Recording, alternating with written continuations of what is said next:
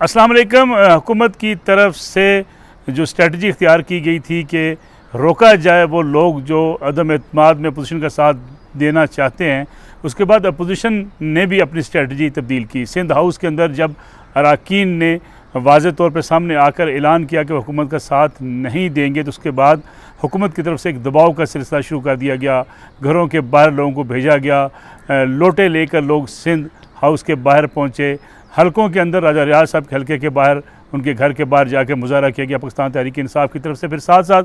Show cause notice जारी करने के साथ ये भी कहा गया कि स्पीकर भी रोकेंगे, वोट नहीं डालने देंगे उन लोगों को जो PTI के टिकट पर मुंतखब तो हुए लेकिन वो इस वक्त अपोजिशन का साथ दे रहे हैं। जिसके बाद अपोजिशन ने अपनी स्ट्रेटजी तब्दील कर ली थी और ये कोशिश की गई कि जो लोग भी इस वक्त अपोजिशन का साथ देना चाहते हैं उनके नाम खुफिया रखे जाएँ, उनको नाम सामने ना आए और कोई ऐसी स्टेटमेंट भी जारी ना की जाए जिसके नतीजे में हुकूमत के पास कोई एविडेंस हो कि जो लोग इस वक्त हुकूमत के साथ नहीं देना चाहते वो खुलम खुला इस बात का इजहार करें कि वो वोट नहीं देंगे। बल्कि कुछ जो बयानात सामने आए उस पर भी एक इबाहम के तौर पे लोगों ने ये बयानबाजी की कि वो उस रोज़ फ़ैसला करेंगे। फिर उसके बाद हुकूमत ने एक बड़ी कोशिश की जहांगीर खान तरीन ग्रुप से रब्ता करने की। वफाकी वज़रा की ड्यूटी लगाई गई थी कि वो रब्ता करें, लेकिन बार बार रब्ता करने के बावजूद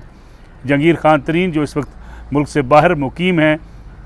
उनकी तरफ से हुकूमती अरकान को कोई जवाब नहीं दिया गया। ना उनका फ़ोन सुना जा रहा है और ना ही जो रब्ता कार दरमियान में मौजूद हैं उनसे जहांगीर खान तरीन ग्रुप ने कोई रब्ता किया है। जहांगीर खान तरीन ग्रुप के करीबी ज़राए का कहना यह है कि उनके जो अरकान असम्बली हैं, कौमी असम्बली, वो किसी सूरत भी हुकूमत का साथ नहीं देंगे और वो अपोजिशन की तहरीक अदम एतमाद का साथ देंगे। 25 तारीख को अगरचे इजलास तो बुला लिया गया है लेकिन हुकूमत के पास अब नंबर्स पूरे करना मुश्किल से मुश्किल तर होता चला जा रहा है। इत्तेहादी जमातों के अरकान भी जो बाहमी मुशावरत कर रहे हैं उसके नतीजे में ये इस बात का इम्कान पैदा हो गया है कि जो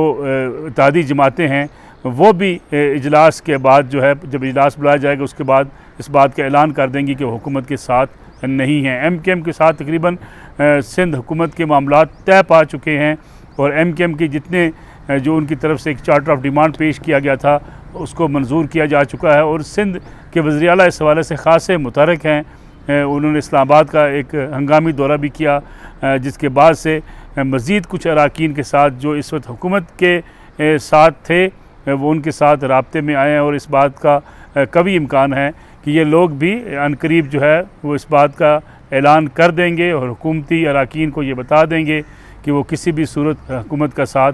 नहीं देंगे। इस लिहाज से अगर नंबर्स गेम को देखा जाए तो हर वक्त गुजरने के साथ साथ, हर लम्हा गुजरने के साथ साथ हुकूमत की मुश्किलात बढ़ती चली जा रही हैं और वज़ीर आज़म के करीबी जो लोग हैं उन्होंने मशवरा भी दिया इमरान खान साहब को कि वो कबल अज़ वक्त इंतखाबात का जो है अपोजिशन को ये ऑफ़र करें और उनसे कहा जाए कि हुकूमत जो है वो कबल अज़ वक्त इंतखाबात कराने को तैयार है और इस सूरत में अपोजिशन अभी अपनी अदम एतमाद की तहरीक वापस ले। दरमियान में कुछ लोगों को डालने की कोशिश की गई, कुछ राब्ते किए गए, लेकिन अभी तक अपोजिशन की तरफ से इस बात का कोई जवाब या कोई इशारा हुकूमत को नहीं मिला कि वो हुकूमत की किसी भी ऐसी ऑफ़र को कबूल करने को तैयार हैं। इसके साथ साथ अगर देखा जाए तो इस वक्त जितने अरकान हुकूमत के साथ हैं, बाज़ वज़रा के बारे में भी कहा जा रहा है कि वो अपोजिशन की जमातों के साथ राब्ते में हैं और इस बात की तवक्को की जा रही है कि वो भी शायद ऐलान कर दें कि वो अदम एतमाद के रोज़ जो है वो हुकूमत का साथ नहीं देंगे। हुकूमत के लिए जहाँ मुश्किलात बढ़ रही हैं, इमरान खान साहब के लिए उन्होंने कानूनी माहिरीन से मशवरे भी किए, लेकिन कानूनी माहिरीन से मशवरे के बाद भी उनको ये बताया गया है कि मुश्किलात बढ़ती जा रही हैं, कानूनी पेचीदगियाँ पैदा हो सकती हैं और ये हुकूमत के लिए मुश्किलात में इजाफ़े का बायस बन सकती है। इस लिहाज से हर लम्हा गुज़रते हुए हुकूमत की कोशिशें तेज़ तर हुई हैं। हुकूमत ने उन लोगों से रब्ता करने की भी कोशिश की है, बाज़ लोगों के जो अज़ीज़ व क़ारब है उनसे रब्ता करके उनको ये बावर कराने की कोशिश की गई है कि वो इस वक्त हुकूमत का साथ दें। लेकिन जो आने वाले इंतखाबात हैं इस वक्त उन अरकान की ख़ास तौर पे जो अपने हलकों में समझते हैं कि वो अपना खासा वोट बैंक रखते हैं और इस सूरत में वो अगर किसी दूसरी जमात में भी चले जाते हैं, तो मुस्लिम लीग नून में जाते हैं या पीपल्स पार्टी में जाते हैं, तो वो इलेक्शन अपना जीत सकते हैं उन्हें इस वक्त मौजूदा सूरत हाल से ज़्यादा अपने आइंदा इलेक्शन की फ़िक्र है, और इस लिहाज से जितनी भी बातचीत हो रही है, जितनी कोशिशें हो रही हैं,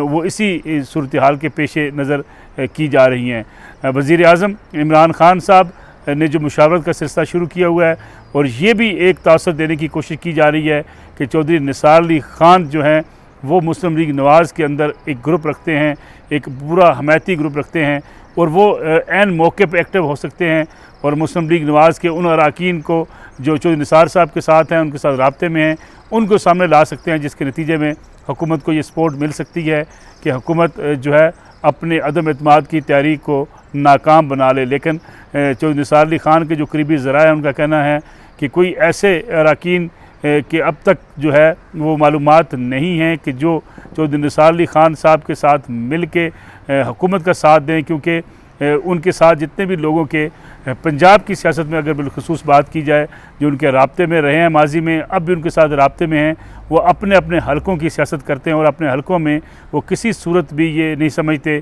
कि मुस्लिम लीग नवाज़ का अगर वो टिकट लूज़ करते हैं तो वो आइंदा इलेक्शन जीत सकते हैं। और ये वाज़ेह पैगाम उन्होंने उन राब्ताकारों को भी दिया है जो इस वक्त हुकूमत की तरफ से राब्ता कर रहे थे अपोजिशन अरकान से, कि वो हुकूमत का साथ दें, लेकिन चूँकि उन्हें इस बात का अंदाज़ा है कि अगर उनके हलकों में मुस्लिम लीग नवाज़ का टिकट उनके पास मौजूद नहीं होता तो वो इलेक्शन नहीं जीत सकते। हर लम्हा जो गुज़रता जा रहा है उसमें दोनों अतराफ़ से, हुकूमत की तरफ से, अपोजिशन की तरफ से मुसलसल राब्तों का सिलसिला जो है वो तेज़ तर होता चला जा रहा है। और सोशल मीडिया पे चलने वाली कैंपेन जो उन अरकान के ख़िलाफ़ चलाई गई, जो ख़ास तौर पे जिन्होंने सिंध हाउस में आकर ऐलान किया था कि वो हुकूमत का साथ नहीं देंगे बल्कि अपोजिशन का साथ देंगे, उसके बाद कई ऐसे अरकान ने जो अपोजिशन जमातों के साथ राब्ते में थे, उन्होंने अपोजिशन जमातों के कायदीन से रब्ता करके उन्हें कहा है कि उनके नाम सीगा राज में रखे जाएँ। और अब तक की इत्तलात के मुताबिक 35 के करीब अरकान ऐसे हैं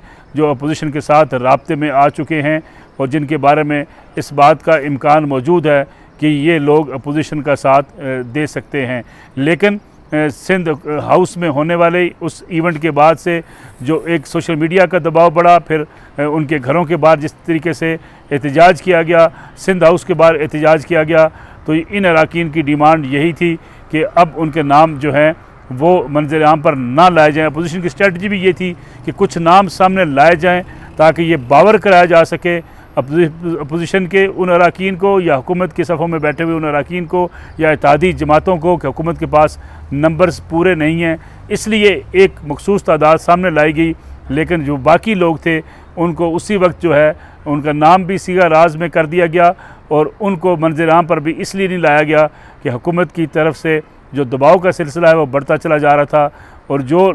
दरमियान में राब्ताकार थे उनकी तरफ से जो राब्ते बढ़े थे, उसके बाद से अपोजिशन के अरकान के लिए जो हुकूमत के साथ राब्ते में थे मुश्किलात पैदा हो सकती थी। लेकिन इस वक्त भी हुकूमती वज़रा जो मुख्तलिफ़ ग्रुप्स की शक्ल में जिनकी ड्यूटीज़ लगाई गई थी, उन्होंने वज़ीर आज़म को ये बता दिया है कि इस वक्त इत्तेहादी जमातों के बेशतर अरकान इस भी हुकूमत का साथ देने को तैयार नहीं है, और इत्तेहादी जमातों के लिए अब फ़ैसला करना ज़्यादा आसान हो गया है कि वो हुकूमत का साथ न दें। सिर्फ़ और सिर्फ इमरान खान साहब की हुकूमत बचाने के लिए, उनको अदम एतमाद की तहरीक से बचाने के लिए जो स्पीकर का किरदार हो सकता है, या जो कानूनी माहिरीन मशवरे दे रहे हैं कि किसी न किसी तरीके से वज़ीर आज़म के ख़िलाफ़ जाने वाले अरकान को उनकी काउंटिंग ना की जाए, स्पीकर अपने इस इख्तियार को इस्तेमाल करें जिससे बाद में चैलेंज किया जा सकता है। इसीलिए बिलावल भुट्टो ज़रदारी और शहबाज शरीफ इस बात की धमकी दे रहे हैं कि वो पार्लियामेंट के अंदर धरना दे देंगे, एहतजाज करेंगे, अपने अरकान की काउंटिंग को तस्लीम करवाएंगे स्पीकर से। स्पीकर के ख़िलाफ़ भी तनकीद इसलिए की जा रही है कि स्पीकर को भी दबाव में लाया जा सके ताकि वो कोई ऐसा इकदाम ना करें जिसके नतीजे में अपोजिशन के तहरीक अदम एतमाद में होने वाली गिनती में कोई रखना डाला जा सके या रोका जा सके। इसी वाले से स्पीकर इस वक्त सख्त तनकीद की जद में है, और ख़ास तौर पे जो इजलास 25 मार्च को तलब किया गया है, उस हवाले से भी अपोजिशन जमातें इस बात की मुशावरत कर रही हैं कि इसे अगर कानूनी सतह पे चैलेंज किया जाए तो स्पीकर के लिए और हुकूमत के लिए मुश्किलात बढ़ सकती हैं, क्योंकि जितनी भी वजह बयान की गई इजलास को मुलतवी करने के हवाले से उस पर आइनी माहिरीन ये समझते हैं और अपोजिशन के कायदीन ये समझते हैं कि ये स्पीकर का फ़ैसला दुरुस्त नहीं है और हुकूमत को इस हवाले से मुश्किल में डाला जा सकता है। ये ताज़ा तरीन सूरत हाल थी। इंशाअल्लाह कल वीलॉग के एक नए वीलॉग के साथ आपकी खिदमत में दोबारा हाज़िर होंगे। इजाज़त दीजिए। अल्लाह हाफ़िज़।